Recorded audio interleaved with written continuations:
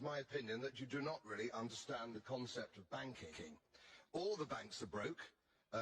Bank Santander, Deutsche Bank, Royal Bank of Scotland, they're all broke. And why are they broke? It isn't an act of God. It isn't some sort of tsunami.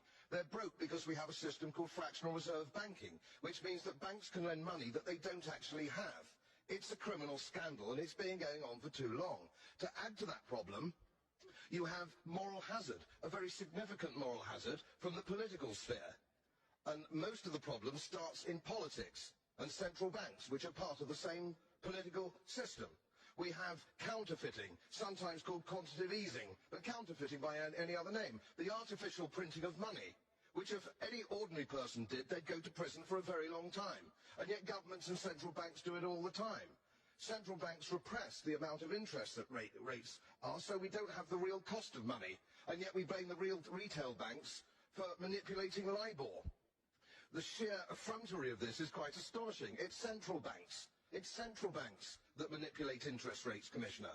And plus, underneath all this, we talk loosely, in a rather cavalier fashion, do we not, about deposit guarantees. So when banks go broke through their own incompetence and chicanery, the taxpayer picks up the tab. It's theft from the taxpayer. And until we start sending bankers, and I include central bankers and politicians, to prison for this outrage, it will